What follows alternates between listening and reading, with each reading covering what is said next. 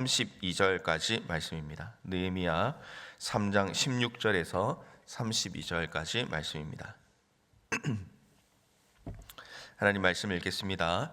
그 다음은 벳술 지방 절반을 다스리는 아스북의 아들 느헤미야가 중수하여 다윗의 묘실과 마주대한 곳에 이르고 또 파서 만든 못을 지나 용사의 집까지 이르렀고, 그 다음은 레이 사람 바니의 아들 르훔이 중수하였고, 그 다음은 그일라 지방 절반을 다스리는 하사랴가 그 지방을 대표하여 중수하였고, 그 다음은 그들의 형제들 가운데 그일라 지방 절반을 다스리는 헤나다스의 아들 바웨가 중수하였고, 그 다음은 미스바를 다스리는 예수아의 아들 에셀이 한 부분을 중수하여 성 구비에 있는 궁기고 맞은편까지 이르렀고, 그 다음은 삽베의 아들 바룩이 한 부분을 힘써 중수하여 성 구비에서부터 대제사장 엘리야십의 집문에 이르렀고, 그 다음은 학고스의 손자 우리아의 아들 무레못이 한 부분을 중수하여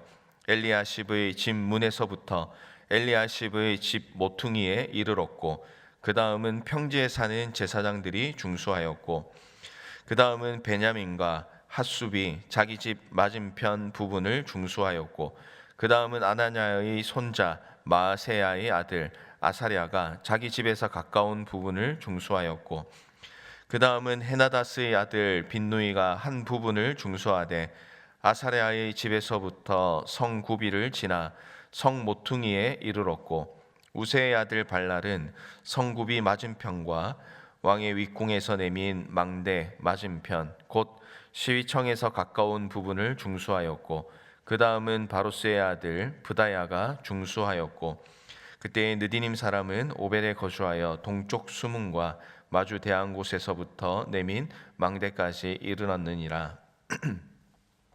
그 다음은 드고아 사람들이 한 부분을 중수하여 내민 큰 망대와 마주 대한 곳에서부터 오벨 성벽까지 이르렀느니라.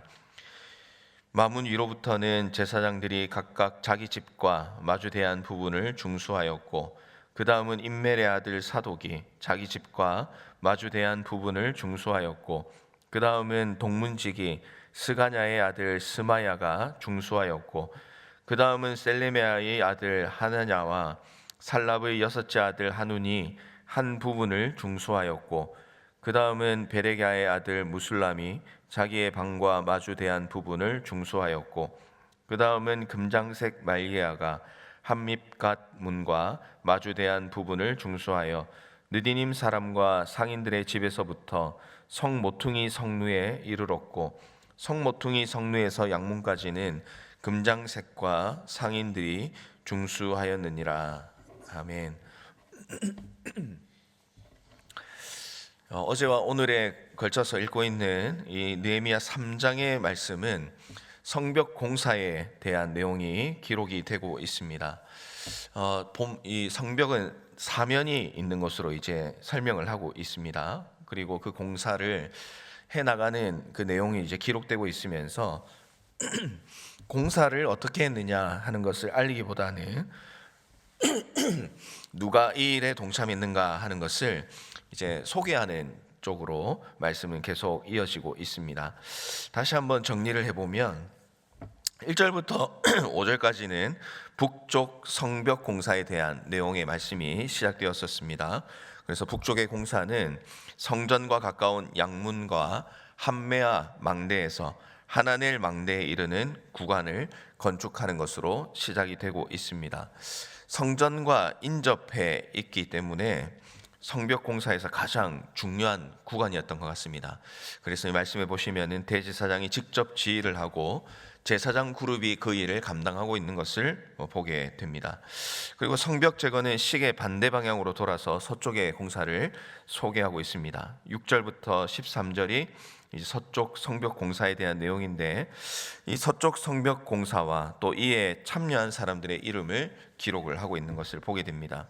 서쪽 성벽 공사는 옛문, 옛날 성읍의 문을 줄인 말이라고 할 수 있습니다. 이 지역의 공사에는 기브온, 메로노트, 미스바 사람들이 참여를 했는데, 특별히 이제 기브온 사람들은 여호수아 시대에 이스라엘 공동체로 합류했던 그런 민족이었던 것을 눈여겨 볼 수 있을 것 같습니다. 그 외에도 금장색과 향품 장사들이 공사에 참여를 하면서 이 공사에는 특별한 어떤 기술을 가진 사람, 또 어떤 계층에 있는 사람이 공사에 참여하는 것이 아니라 다양한 사람들이 이 공사에 참여를 하고 있구나. 다시 말하면 온 백성이 한 마음으로 이 공사에 참여했다는 것을 우리는 발견하고, 또 이것을 강조하고 있다는 것을 계속해서 우리가 발견하게 되는 것 같습니다. 이어서 14절에서 15절은 남쪽 성벽 공사에 대한 내용이죠. 그리고 그곳에 공사 상황과 또 참여한 사람들의 이름도 나오고 있습니다. 이 지역에는 두 개의 성문이 세워집니다.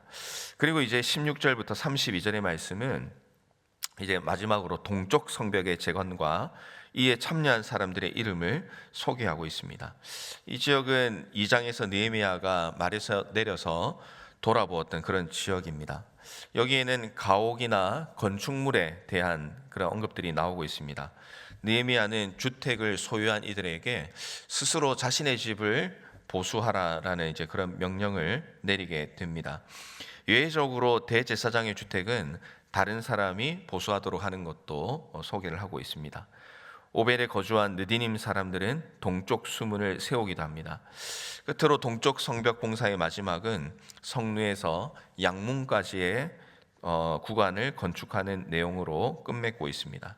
그러니까 북쪽 양문에서 이제 시작해서 쭉 시계 반대 방향으로 그 내용들을 소개하고 난 이후에 다시 양문으로 돌아오면서 건축의 내용이 어떠했는가, 또 어떤 사람들이 함께 했는가 하는 내용을 이제 끝맺고 있는 내용이라고 할 수가 있겠습니다. 이 성벽 재건에 대한 내용을 상세하게, 또 그곳에 참여했던 사람들을 소개하는 내용을 보면서 우리는 이 내용 가운데 한 두 가지의 의미를 한번 생각해 볼 수 있을 것 같습니다. 첫 번째는 이 하나님의 일을 한다는 것은 어떤 특별한 능력을 가진 사람이 하는 것이 아니라 그 공동체에 있는 모두가 함께 하는 것이다 라는 것을 다시 한번 깨닫게 되고요.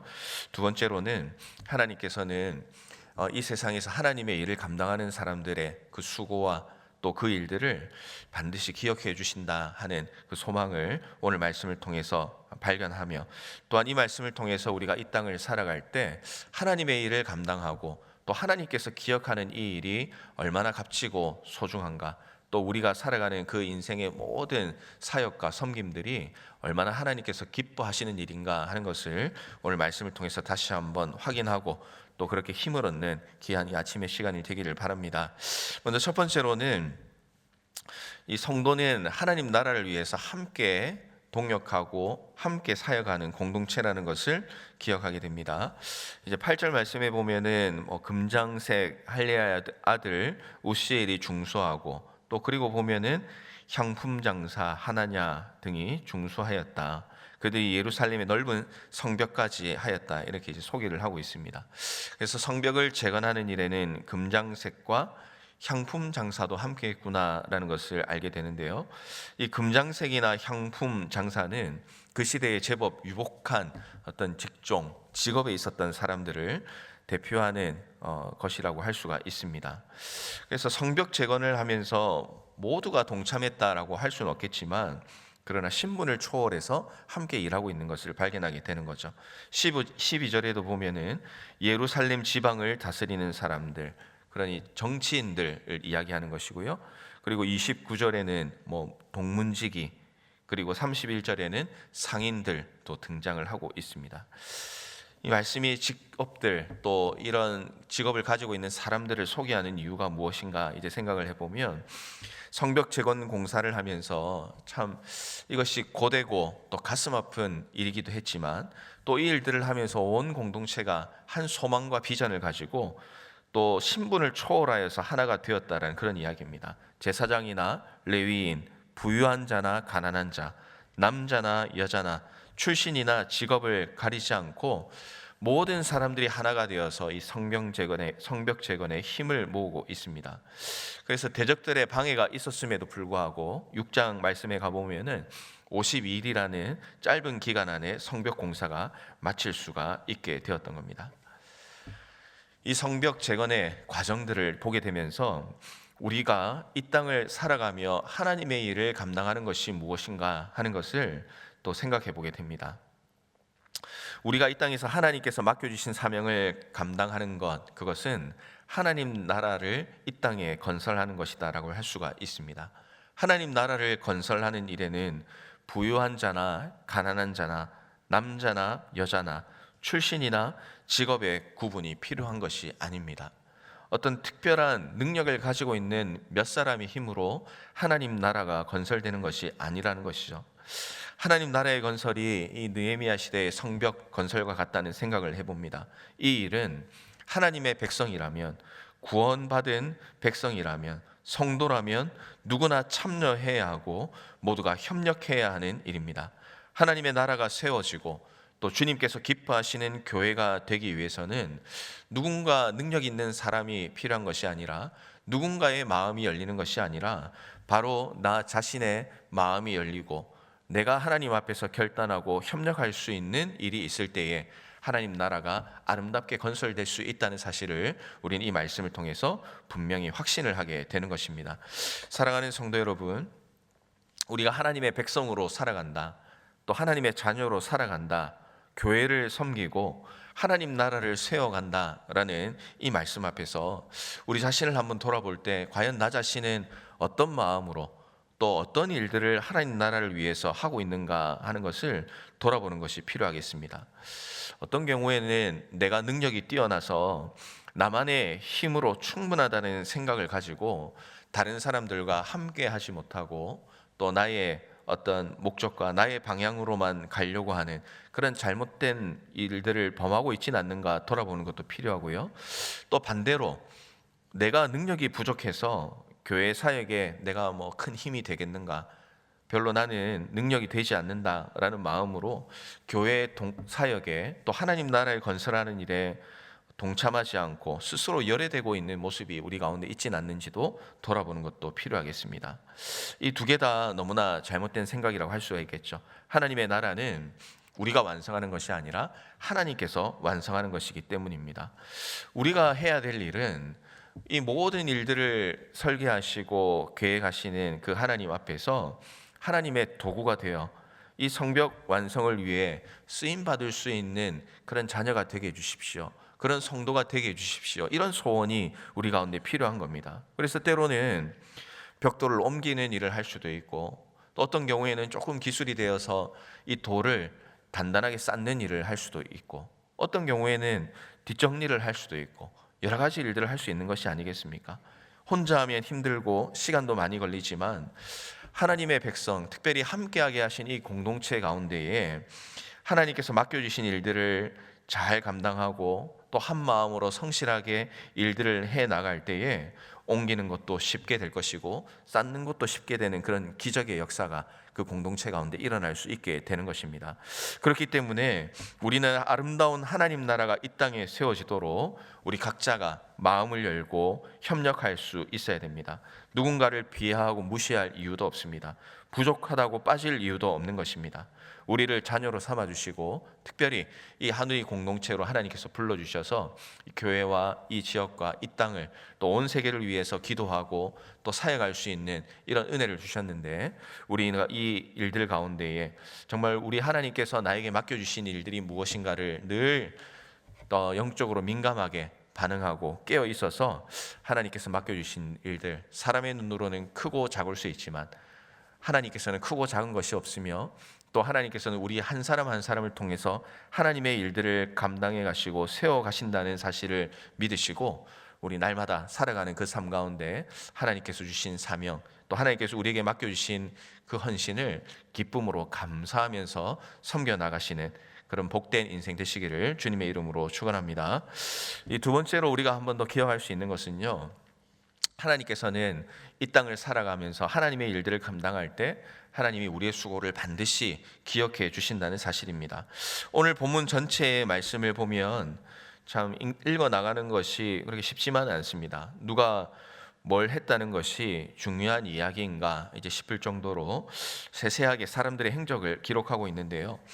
그러나 이렇게 귀한 하나님의 말씀에 이런 내용을 기록하는 것은 분명히 이유가 있을 것입니다. 왜냐하면 이들이 이런 일들을 하고 또 이런 신분에서 이렇게 한 마음으로 했다는 것은 공동체가 하나 되어 협력했다는 그런 일도 있겠지만, 특별히 이제 이런 성경 말씀 가운데 내용을 기록한 것 중에 하나는 하나님께서 그들의 땀과 수고를 하나하나 기억하시고 또 이 일들을 하나님께서 기뻐 받으신다라는 것이 있기 때문에 말씀에 기록하게 하셨다고 믿습니다.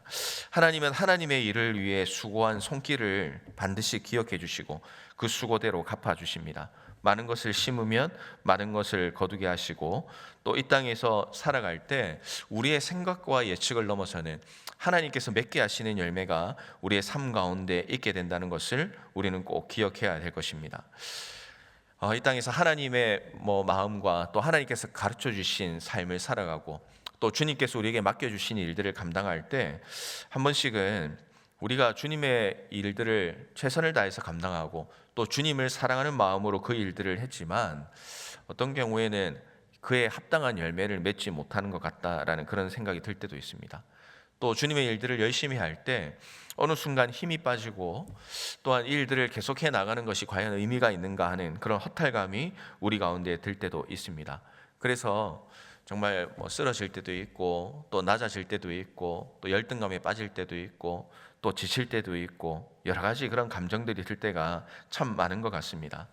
그러나 우리가 이 말씀과 또 우리 주님께서 확실히 우리에게 말씀해 주시는 것은 이런 것 같습니다. 사람은 은혜를 잊을 수 있겠지만 하나님은 우리의 수고를 반드시 기억하신다. 이 땅에서는 그것이 확연하게 보일 수는 없을 수 있겠지만 하나님은 반드시 그 수고를 기억하시고 기록하시고 우리를 격려해 주신다라는 그것이 우리에게 소망이 되고 힘이 될 수 있다는 사실입니다. 그 하나님께서 우리를 기억하시고 함께 하시고 또 우리를 격려해 주신다는 그 소망과 확신을 가지면 당장 눈앞에 열매가 없어도 당장 일하는 것이 때로는 힘들고 지칠 때가 있어도 우리의 수고를 기억하시고 또 그의 가장 좋은 것을 우리에게 갚아주실 하나님을 기억하면 다시 힘이 생기고 나아갈 수 있는 능력이 우리 가운데 생기는 그런 기적을 경험할 수 있기 때문에 그렇습니다. 사랑하는 성도 여러분, 우리가 하루하루 주님의 자녀로 살아가는데 우리가 이 말씀을 돌아보면서 우리가 어떤 태도로 하나님의 일에 동참하고 있는지 또 우리가 정말 눈에 보이는 그런 열매가 없더라도 실망하지 않고 온전히 우리의 수고를 기억하시는 하나님만을 붙들고 살아가고 있는 그 믿음의 삶을 내가 살아가고 있는가 하는 것을 돌아보기를 원합니다. 주님께서는 이 하나님 나라를 건설하고 또 주님께서 맡겨주신 이 일들을 해나갈 때 어떤 특별한 사람만이 하는 것이 아니라 하나님의 자녀라면 누구나가 동참하기를 원하고 있습니다. 하나님의 나라는 하나님께서 완성하시지만 하나님은 그 일에 우리가 사용되기를 원하십니다. 그래서 하나님께서 우리에게 맡겨주신 그 일들이 있다면 묵묵히 순종해 가시기를 바랍니다. 더디 가는 것 같지만 매일마다 주님께서 맡겨주신 그 벽돌을 하나씩 하나씩 쌓으십시오. 하나님께서 이스라엘 백성을 통해 성벽을 재건해 가셨던 것처럼 우리를 통해서 건강한 교회 또 아름다운 하나님의 나라가 세워져 가도록 하나님께서는 우리와 반드시 함께 하실 것입니다. 이 하나님을 의지하면서 날마다 기도하고 또 주님께 충성하며 살아가시는 복된 우리 그런 삶을 살아가시는 모든 성도님들 되시기를 주님의 이름으로 축원합니다. 우리 하나님 말씀 가지고 기도하기 전